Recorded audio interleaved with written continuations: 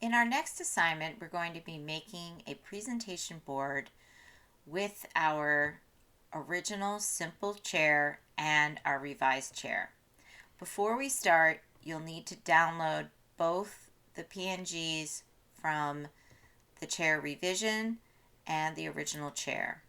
To do that, you'll select your assignment that you've already turned in, select your work, the PNG, click the little hot dog or snowman here on the upper right of your window, click New Window, and here you'll see a download button on the upper right by your name. Go ahead and click it to download. Do the same for the chair revision. Select the chair revision and do the same. Click View Assignment, select your chair, click the snowman, select Open in New Window, and then select the download icon in the upper right. Both chairs will be in your Downloads folder on your computer.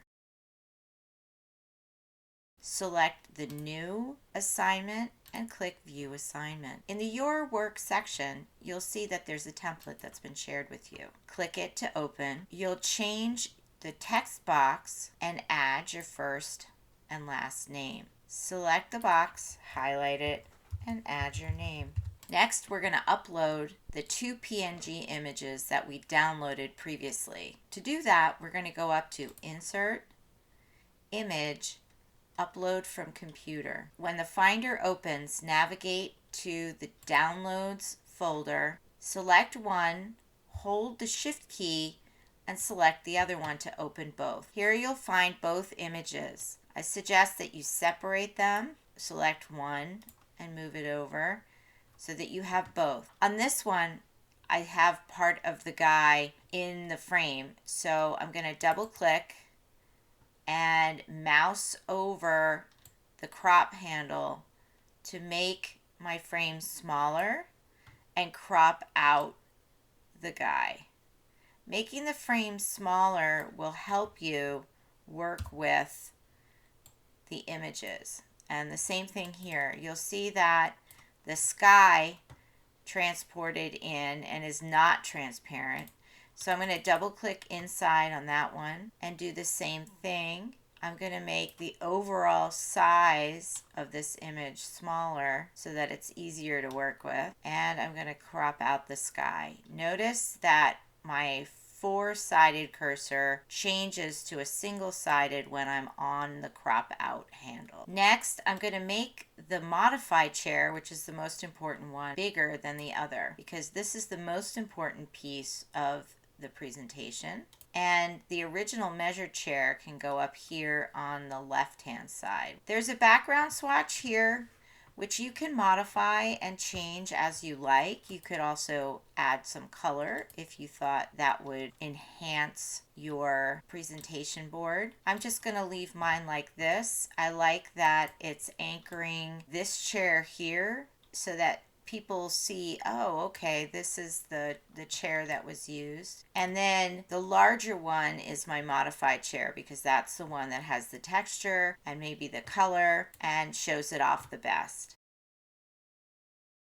I'm going to select my modified chair and go to Format Options and select Drop Shadow. You might see that it adds a little bit of a line to this.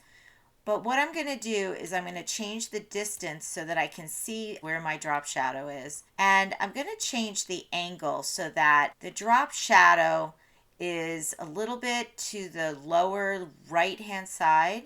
When we think of things as having a shadow, we think of light being in the upper left-hand side. And so putting the drop shadow on the lower right helps to anchor the shadow and make the chair look as if it's sitting on something. I'm going to bring that angle in a little and maybe change the distance to be a little bit closer. Now, this is a pretty harsh shadow, so I'm also going to blur it and make it a little softer so that it very subtly comes off the page. Now you can see that it does pop off the page a little bit. At this point, you can leave the chair like this. If you'd like to play with the background swatch, you're welcome to do that. Just make sure that the main focus of your presentation is your modified chair, because that's where the design work is. And I'm going to make that maybe a little bit bigger. This one perhaps a little smaller, just so we can see where you started and where you ended up. And now when you're done, you'll go back to make a presentation and click the Turn In button. Click it again to make sure it's turned in fully.